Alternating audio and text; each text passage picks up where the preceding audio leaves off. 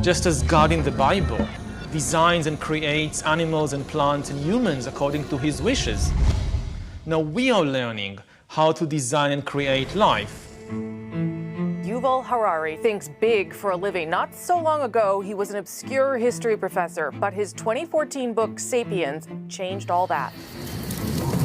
He explored the past, cramming 150,000 years of human history into 400 pages. Authority will shift. Transforming himself into a literary phenomenon. Ladies and gentlemen, please welcome once again Yuval Noah Harari. Name dropped by the likes of Mark Zuckerberg, Bill Gates, and Barack Obama. The other book that I really enjoyed, a book by an Israeli author, Yuval Harari. His follow-up book, Homo Deus, tackled the future, elevating Harari to a sort of digital visionary. Now he's back with his take on the present day. His new book, 21 Lessons for the 21st Century, explores the influence of algorithms on our everyday lives, how artificial intelligence will affect and maybe even replace us. Don't have any answer in the Bible what to do when humans are no longer useful to the economy. You need completely new ideologies, completely new religions, and they are likely to emerge from Silicon Valley or from Bangalore and not from the Middle East. And they are likely to give people visions based on technology. Everything that the old religions promised, happiness and justice and even eternal life, but here on earth with the help of technology, and not after death, with the help of some supernatural being. What are humans for? As far as we know, for nothing. I mean, there is no great cosmic drama, some great cosmic plan that we have a role to play in it. And we just need to discover what our role is and then play it to the best of our ability. This has been the story of all religions and ideologies and so forth, but as a scientist, the best I can say, this is not true. There is no universal drama with a role in it for Homo sapiens. If you repeat a lie often enough, people will think it's the truth, and the bigger the lie, the better. Because people won't even think that, something so big can be a lie. And I think that fake news have been with us for thousands of years. Just think of the Bible. But there is a concern. One option that some people talk about is that only a catastrophe can shake humankind and open the path to a real system of global governance. And they say that we can't do it before the catastrophe, but we need to start laying the foundations so that when the disasters strike, we can react quickly. But people will just not have the motivation to do such a thing before the disaster strikes. So you feel like this is decades away or years away from being too late? If you have this fatalistic attitude and you feel like it's going, we're in almost like a doomsday countdown. It's not necessarily a doomsday countdown. It's a out of control countdown. Out of control, yeah. People call it the singularity, and that's probably a good way to think about it. It's a singularity. It's hard to predict, like a black hole. What happens past the event horizon? Right. So once it's implemented, it's very different because it will be able to. Once the genie's out of the bottle, what's going to happen? And it will be able to improve itself. Yes. That's where it gets spooky, right? The idea that it can do thousands of years of innovation very, very quickly. Yeah. And then we'll be just ridiculous. Ridiculous. We will be like this ridiculous biological shitting, pissing thing trying to stop the gods. No, stop. We like living with a finite lifespan and watching, Norman Rockwell paintings. It could be terrible, and it could be great. It's not clear. Right. But one thing is for sure, we will not control it.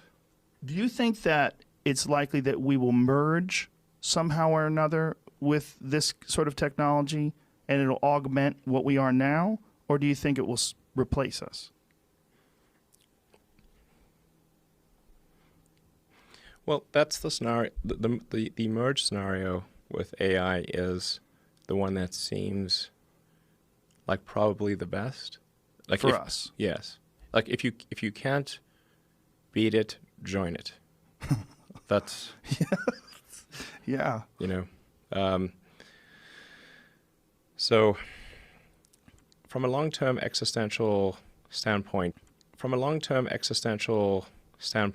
that's like the purpose of Neuralink, is to create a high bandwidth interface to the brain such that we can be symbiotic with AI. So what I think is going to happen is we'll each have two options. So option A, you fuse your brain into the super intelligent mind matrix, then you become part of something billions, trillions, quadrillion times more intelligent than you were. On the other hand, probably you lose your illusions of individual self and free will and your nostalgic attachment to your human memories. And your body, you lose your body as well. You lose the requirement to have your body. You could have your body, but if you can see through a billion bodies at one time, this one body becomes arbitrary, right? I mean, I think that's one interesting option, and there's a question of how fast you want to fuse with this supermind. If it happens in 1 second, or do you want to phase it gradually over a year or something, right? So that hopefully that's your choice. Who knows? And then why have new humans if we've already got all these? Well, that's one option. So now, option B is remain in a form very similar to the human form we have now. Get rid of death and disease. Get rid of mental illness. You know, no need for scarcity, because instead of just a dishwasher in your house, you have a 3D printer that will print you any physical object you want, be it food or a new bicycle, whatever it is. And you live in a human life of joy and abundance. I don't know if the joy is there, but we'll have the abundance. Well, the joy everybody will get more depressed. Joy will be there, because if you don't feel joyful enough, you will just load joy patch number 3.7 into your brain. Ben, even you know that sounds a little ridiculous. You will feel that's not ridiculous at all. Isn't that synthetic joy? It's part of life now. Okay. Will seem totally unnecessary. The thing is, humans in that era, they'll be human because they choose to be human. Because otherwise they could fuse with the superhuman AI mind matrix. They choose to be human for their own aesthetic reasons, essentially. And why not? I mean, I don't think every dog or bird should become a human just because we're in a way more generally intelligent than they are, right? I mean, every creature in the ecosystem has some beauty and integrity to it. Humans do also, right? It's not like we're morally bound to uplift ourselves to become superhuman AIs and give up our humanity. The thing is, the humans will be like the squirrels in the national park are now, right? They're carrying out, the squirrels in the national park are carrying out their lives, and we who take care of the national park don't intervene in their love affairs or their hunt for acorns either. On the other hand, there is a world outside that park which they can't understand, and if they run out of it, they may get run over by a truck. And that's the metaphor.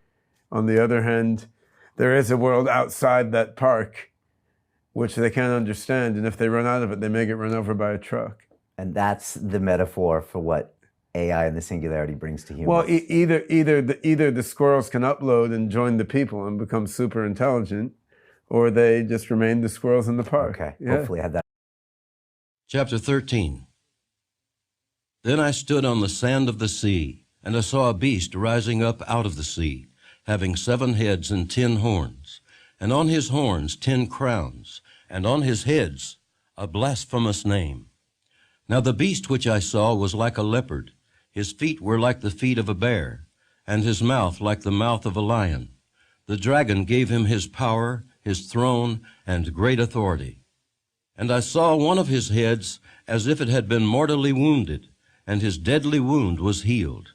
And all the world marveled and followed the beast. So they worshipped the dragon, who gave authority to the beast, and they worshipped the beast, saying, Who is like the beast? Who is able to make war with him? And he was given a mouth, speaking great things and blasphemies, and he was given authority to continue for 42 months. Then he opened his mouth in blasphemy against God, to blaspheme his name, his tabernacle, and those who dwell in heaven. It was granted to him to make war with the saints and to overcome them, and authority was given him over every tribe, tongue, and nation. All who dwell on the earth will worship him, whose names have not been written in the book of life of the Lamb, slain from the foundation of the world. If anyone has an ear, let him hear. He who leads into captivity shall go into captivity. He who kills with the sword must be killed with the sword. Here is the patience and the faith of the saints. Then I saw another beast coming up out of the earth, and he had 2 horns like a lamb, and spoke like a dragon. And he exercises all the authority of the first beast in his presence, and causes the earth and those who dwell in it to worship the first beast, whose deadly wound was healed. He performs great signs, so that he even makes fire come down from heaven on the earth in the sight of men.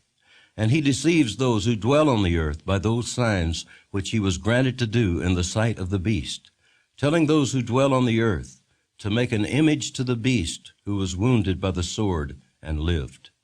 He was granted power to give breath to the image of the beast, that the image of the beast should both speak and cause as many as would not worship the image of the beast to be killed. He causes all, both small and great, rich and poor, free and slave, to receive a mark on their right hand or on their foreheads, and that no one may buy or sell except one who has the mark or the name of the beast or the number of his name. Here is wisdom.